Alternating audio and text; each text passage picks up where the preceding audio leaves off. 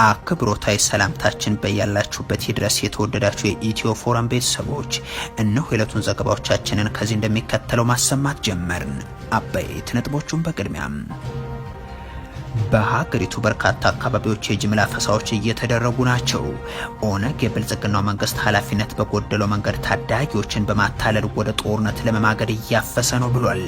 ይህ በእንዲህ እንዳለ በአዲስ አበባ 4 ኪሎ ትናንት የተሰቀለውን ባነር ተከትሎ ውዝግብ ተፈጥሯል። እነዚህን ዘገባዎች በስፋት እንቃኛለን። በአማራ ክልል የተለያዩ አካባቢዎች አሁንም ውጊያዎች እንደቀጠሉ ናቸው። የፋኖ ኃይሎች ከከባድ ውጊያ በኋላ ወደ ደንበጫ ከተማ ሲገቡ፣ የመከላከያ ሰራዊቱ ደግሞ ወደ ደቡብ ጎንደሯ ጃራ ገዶ ከረጅም ጊዜ በኋላ መግባቱ ተሰምቷል። የክልሉን አሁናዊ ሁኔታ የተመለከተ ጥንቅርም ይዘናል። ኤርትራ በታጣቂዎች ጥቃት እንዲሰነዘርብኝ እየተቀሰቀሰብኝ ነው አለች።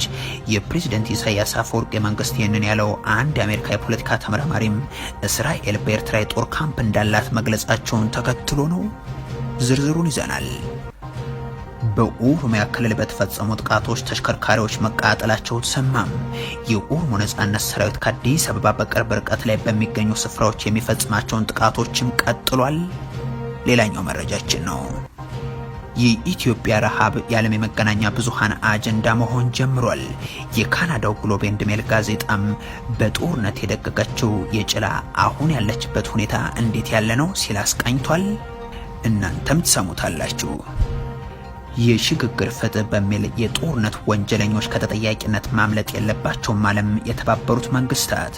በኢትዮጵያ የተፈጸሙ ወንጀሎች በዓለም አቀፍ ፍርድ ጨምሮ ሊታዩ የሚገባቸው ናቸውም ብሏል። ዝርዝሩን ይዘናል።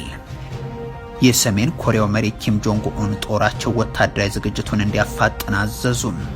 ደቡብ ኮሪያም ለፒዮንግያንግ ጸባጫሪ ድርጊት ፈጣን ምላሽ ይሰጣለው ስትል አስጠንቅቃለች። የተወደዳችሁ የኢትዮ ፎረም ቤተሰቦች አብራችሁን ስትቆዩ እነዚህንና ሌሎችን መረጃዎችን ታደምጣላችሁ። ሰናይ ቆይታ ይሆንላችሁ።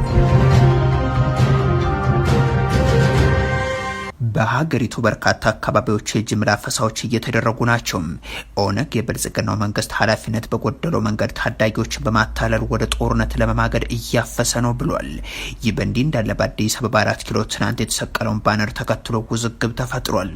የመከላከያ ሰራዊቱን በሀገር ውስጥ ግጭቶች እንዲማገድ ያደረገው አገዛዙም በርካታ አባላቶቹ በየዕለቱ በተለይም በደፈጣ ጥቃቶች የሚሞቱበት፣ በሺዎች የሚቆጠሩትም የሚጠፉበት፣ እግረኛ ሰራዊቱን በእጅጉ የተመናመነበት ሆኗል። ከፕሪቶሪያው ሰላም ስምምነት ወዲህ እንኳን ከ40 ሺህ በላይ የመከላከያ ሰራዊት አባላት መጥፋታቸውና አብዛኞቹ ወደ የአካባቢያቸው መሄዳቸውና ቀሪዎቹ ደግሞ ወደ ታጣቂ ኃይሎች መቀላቀላቸውን መዘገባችን ይታወሳል። ይህንን ተከትሎም በሀገሪቱ በርካታ አካባቢዎች አፈሳዎች እየተከናወኑ ሲሆን በእነዚህ አፈሳዎች ደግሞ ወደ እስር ቤት የሚወሰዱት እንዳሉ ሆነው ጥቂት የማይባሉት ግን ወደ ወታደራዊ ማሰልጠኛ ካምፖች እየተጋዙ ስለመሆናቸው ታውቋል።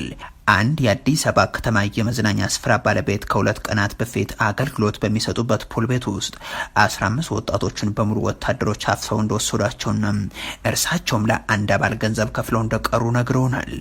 በድሬዳዋ ከተማ መንገድ ላይ የሚገኙ ሰዎች ስለመታፈሳቸው መረጃ እንዳለው ኦነግ አስታውቋል። በአማራ ክልል ጎንደር፣ ባህር ዳርና ደብረ ታቦር ታዳጊዎችና ወጣቶች ተይዘው ሲወሰዱ እንደተመለከቱም የዓይን እማኞች ይገልጻሉ። በአብነትም በደብረ ታቦር ሆስፒታል በር ላይ የቆሙ ወጣቶች ከትምህርት ቤት ሲመለሱ የነበሩ ታዳጊዎች ጭምር ስለመወሰዳቸውም ያክላሉ። በቀን ስራ ላይ የሚተዳደሩትን 1000 ብር እንሰጣቸዋለን በማለት የጸጥታ አካላት ጭነው ወስደዋል ብለዋል። በጎንደር ደግሞ የጉልበት ሰራተኞች በሚቆሙበት አካባቢም ሲቪል የለበሱ ሰዎች ስራ እንደሚያሰሯቸው የነገሯቸውን ሰዎች ጥቂት በእግር እንዲጓዙ ካደረጉ በኋላም በተሽከርካሪዎች ጭነው ስለመውሰዳቸው ተነግሯል። ባህር ዳርን ጨምሮ በበርካታ የሰሜንና ደቡብ ወሎ አካባቢዎችም ተመሳሳይ ተግባራት ተስተውሏል። ኦነግ ትናንት ባወጣው መግለጫም በአማራ ክልል በርካታ አካባቢዎች እንዲህ ያለው አፈሳ እንዳለ አስታውቋል። በደቡብ ክልል ቤንሻንጉል ጉሙዝ፣ አፋርና አዲስ አበባ ዙሪያ ባሉ የሸገር ሲቲ አካባቢዎችም ከመንገድ ላይ፣ ከመዝናኛ ስፍራዎች፣ ከስራና ትምህርት ቦታ ሳይቀር ሰዎች ይወሰዳሉ ይላል ኦነግ። በኦሮሚያ ክልል ይህ ተግባር በስፋት እየተከናወነ ሲሆን በሁሉም የሸዋ ዞኖች ኢሉባቦር፣ በደሌ፣ ጅማ፣ ሐረርጌና ሌሎችም ስፍራዎች ይህ አፈሳ እየተከናወነ ስለመሆኑ ፓርቲው ፓርቲው አንስቷል። መንግስት ኃላፊነት በጎደለው መንገድ እድሜያቸው ያልደረሱ ታዳጊዎችን እያፈሰም ለጦርነት እያዘጋጀ መሆኑን ጠቅሶም እድሜያቸው ከ13 እስከ 15 የሚደርሱ ታዳጊዎች ጭምር የዚህ ሰለባ እየሆኑ ነው ይላል። አስገራሚው ነገር በመደበኛ ወንጀሎች ተፈርዶባቸው የፍርድ ጊዜያቸውን ያላጠናቀቁት ጭምር ከማረሚያ ቤት እንዲወጡ እየተደረጉ ወደ ማሰልጠኛ ካምፖች እንዲወሰዱ እየተደረጉ ስለመሆናቸውም የሚጠቅሰው መረጃው ነው። በአሁኑ ወቅት በየትኛውም ወታደራዊ ማሰልጠኛ ውስጥ እዚህ ግባ የሚባል ሰልጣኝ የለም የሚሉት የመከላከያ ምንጮች ይህንን ክፍተት ለመሙላትም ሰፊ እንቅስቃሴ እየተደረገ ስለመሆኑ ያነሳሉ። ጠቅላይ ሚኒስትር አብይ አህመድ ከ2 ዓመታት በፊት መንግስት ዜጎቹን የማይገድልበት ጊዜ ላይ ደርሰናል፣ ነገር ግን ሀገራችን እንዳትቀጥል የሚፈልጉ ኃይሎችን ለመከላከል መከላከያን ተቀላቀሉ በማለት በርካታ ወጣቶች ሰራዊቱን እንዲቀላቀሉ መቀስቀሳቸው የሚታወስ ነው። ያኔ የተመለመሉ ወታደሮች ግን በሀገር ውስጥ ጦርነቶች ባለፉት 2 ዓመታት ጥቂት የማይባሉት መስዋዕት ሆነው መንግስትም አሁን በአፈሳ ሊተካቸው ጥረት እያደረገ ነው። በየቀኑ ወታደር ይሞታል፣ በየቀኑ ፖሊስ ይሞታል ህዝቡን ለመታደግ። ከዚህ ቀደም ኢትዮጵያ ውስጥ የነበረው ቻሌንጅ መንግስት ህዝብን የሚገል የሚገፋ ነበር። ያን በትግላችን ቀይረናል። በተደጋጋሚ ተጨማሪ የሰው ኃይል እንፈልጋለን፣ ኑና መከላከያን አጠናክሩ፣ ኑና ፖሊስ አጠናክሩ ስንል ያልሰማ ጆሮ በፌስቡክ ቢጨው ኢትዮጵያን አይታደጋት። ና መከላከያ ግባ መልስ የለም፣ ና ፖሊስ ግባ መልስ የለም። ቤት ተቀምጦ ሰላም። አዲስ አበባን ጨምሮ በተለያዩ ሀገሪቱ አካባቢዎች አፈሳው በቀጠለበት በዚህ ወቅት ትናንት በሀገሪቱ ርዕሰ መዲና ለዛውም 4 ኪሎ አካባቢ የተፈጠረው ክስተት ግን መነጋገሪያ መሆኑ አልቀረም። ከፓርላማው ፊት ለፊት ከብልጽግና ጽህፈት ቤት ትይዩም ከቤተ መንግስት አቅራቢያም የትምህርት ሚኒስቴር አካባቢ የተለጠፈው ይህ ትልቅ የማስታወቂያ ባነር ነው የውዝግቡ መነሻና መነጋገሪያ የሆነው። አማን በተባለ በህቡ እንደሚንቀሳቀስ በሚገልጽ አካል እንደተሰቀለ የተነገረለት ይህ ባነር ኢትዮጵያ ተነሽ የሚል ጽሁፍ ሰፍሮበታል። ፋኖ፣ ዘርማ፣ ሳተናውና ናቶ የተባሉ አደረጃጀቶችን በጽሁፉ ላይ ተካቷል። የዚህ ትልቅ ባነር መሰቀልን ተከትሎ በተለይም እንደ 6 ኪሎ ባለ አውራ መንገድ ላይ የደህንነት ካሜራዎችን መትከሉን የገለጸው የፌደራል ፖሊስ በካሜራዎቹ የሰቀሉትን ሰዎች ማንነት ለመለየት ከፍተኛ ጥረት ስለማድረጉ ቢነገርም ያገኘው ፍንጭ ስለመኖሩ ግን የታወቀ ነገር የለም።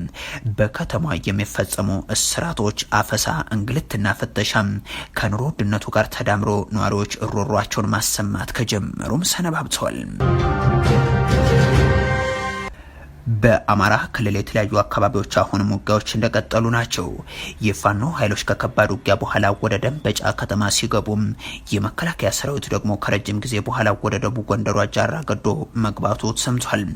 በክልሉ ባለፈው ሳምንት የመቀነስ አዝማሚያ አሳይቶ የነበሩ ውጊያና ጥቃቶች እንደገና እያገረሹም ይመስላሉ። ትናንት በምዕራብ ጎጃም ዞን ደንበጫ ወረዳ ዋድ ኢየሱስና ሽረት ገዳም ዙሪያም የተደረገው ከባድ ውጊያን ተከትሎም በተለይ ምርታማ በሆነችው ዋድ ከፍተኛ ጉዳት መድረሱን፣ ነዋሪዎች መፈናቀላቸውና ሰብላቸው መቃጠሉም ተሰምቷል። የሚሊሻ አባላትና በከባድ መሳሪያ የታጀበው የመከላከያ ሰራዊቱ ጋር ከተደረገው ውጊያ በኋላ የፋኖ ኃይሎች የደንበጫ ከተማ ውስጥ ይገኛሉ ተብሏል። የክልሉ ብልጽግና በርካታ ቁጥር ያላቸው የፋኖ ኃይሎች እጅ ስለመስጠታቸው ሲገልጽ በዋለበት በትናንትናው ዕለት በተለይም በደቡብ ጎንደር አመድ በር ተብሎ በሚጠራው አካባቢ ድንገተኛ ጥቃት ተከፍቶ ከባድ ጉዳት መድረሱ ሲነገር፣ በማዕከላዊ ጎንደር አለፋ ጣቁሳና ሻውር አቅራቢያ በተለይም አዊንታውን በተባለ አካባቢ ውጊያ መቀስቀሱም ተነግሯል። በተመሳሳይ በጎንደር ከተማ አቅራቢያ ግራይበር ተብሎ በሚጠራው ስፍራ የደረሰው የደፈጣ ጥቃት በሰራዊቱ ተሽከርካሪዎችና አባላት ላይ ጉዳትን ያስከተለ ሆኗል። በዛው በደቡብ ጎንደር የተለያዩ ወረዳዎች የሚደረጉ ውጊያዎችና የደፈጣ ጥቃቶችም ከፍተኛ መስዋዕትነትን እያስከተሉ ናቸው። የመከላከያ ሰራዊቱም ከረጅም ጊዜ በኋላ ወደ አንዳ ቤት ጃራ ገዶ መግባቱ ተሰምቷል።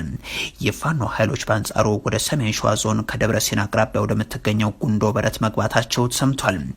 በአማራ ሳይንት አጅባር አቅራቢያ መካነ ሰላም አባይ ሸለቆ ዙሪያ ባሶ ሊበን ከኮርክ አካባቢ ሰሜን ሸዋ ሲያደብርና እንጨቆረር፣ ደቡብ ወሎ ከላላ፣ ጃማ፣ ወግዲና ገነቴ አካባቢዎች የተኩስ ልውውጦች እየተደረገባቸው ያሉ አካባቢዎች ናቸው።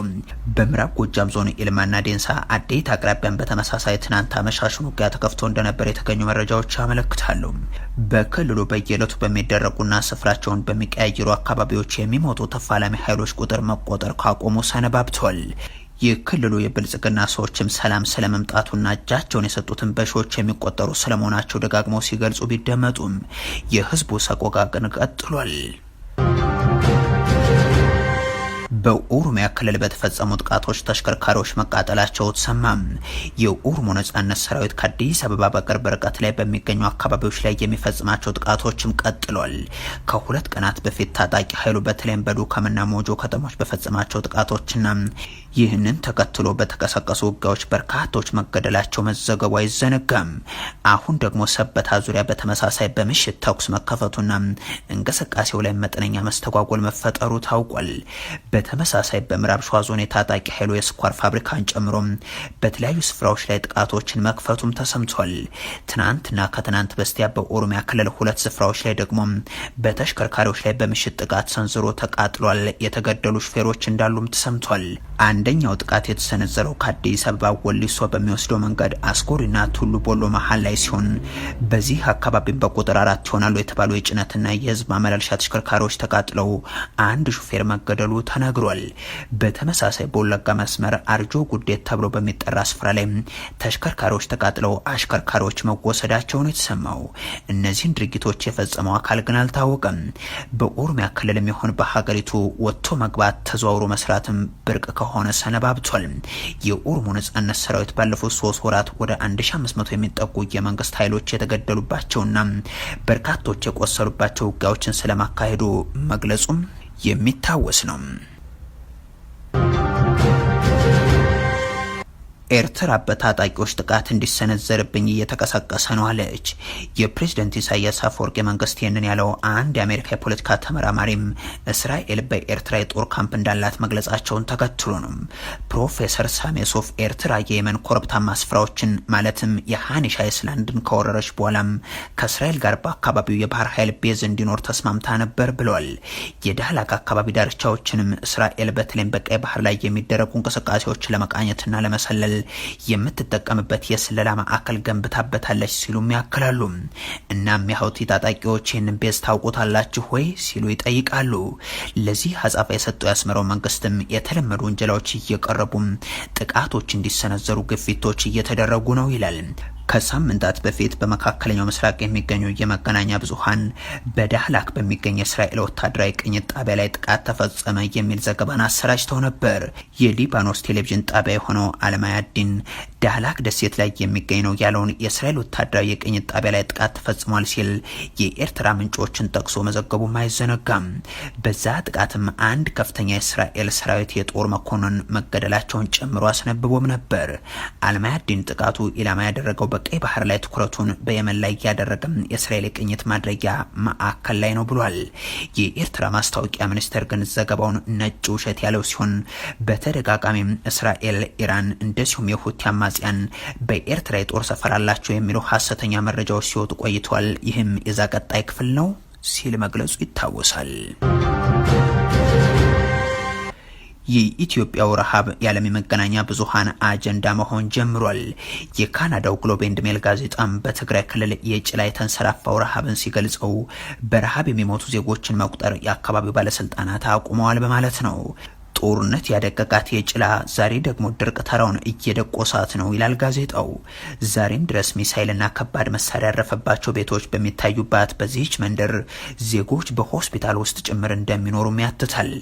አንድ ልጃቸውና የልጅ ልጃቸውን በረሃብ ተነጥቀው የቀበሩት ወይዘሮ ፀሐይ አሰፋም የሞት ወረፋችንን እኛም እየጠበቅን ነው ይላሉ። በመላው ትግራይ ከደም አፋሳሹ ጦርነት መቆም በኋላ እርዳታን ያጡ ዜጎች 14 ወራትን ከረሃብ ጋር ትንቅንቅና ይላቸው ሲልም ዘገባው ይቀጥላል። የእርዳታ ሰራተኞችን በታሪክ ያልተመዘገበ ረሃብ በሰሜኑ የሀገሪቱ ክፍል ስለማንዣበቡ አስረድተውኛል ሲል ያክላል። እነዚህ የጭላ ነዋሪዎች በየዕለቱ ማለዳ ወደ እርዳታ መጋዘኑ ይጓዛሉ። አንድ ቀን እርዳታ ይመጣ ይሆናል በሚል ተስፋም አንዳንዶቹም እዛው መጋዘኑ ስር እየጠበቁ ያድራሉ። ግን የተራበ የለም የሚል መንግስትን ሲጠባበቁ ወራት አልፏቸዋል። ዓለም በሙሉ 20 ሺህ ሰዎች ስለተገደሉበት የእስራኤልና ጋዛው ጦርነት በየሰርኩ በሚናገርበት በዚህ ወቅት በትግራይ ክልል ግን 2.3 ሚሊዮን አርሶ አደሮች ዝም ካለ ገዳይ ረሃብ ጋር ተፋጧል፣ ግን የትም አይነገርላቸውም ሲል ያክላል። ወይዘሮ የምስራች አለልኝ ሞት እንደ ጥይት ታንዴ ሳይሆን በዝግታ የሚወስደን ሆኗል ይላሉ። የጭላ እንደ ማሳያ ያቀረበች እንጂ በትግራይ ክልል አብዛኛው አካባቢዎች፣ በአማራ ክልል ዋግምራና ጃናሞራ እንደዚሁም በተፈናቃዮች መጠለያዎች ረሃብ የሚገድላቸውን መቁጠር አሁን የቀረ ይመስላል። የብልጽግናው መንግስት ግን በረሃብ የሞቱትን የካደው ከቀናት በፊት ነው። ድርቅ እንዳለ እንጂ ረሃብ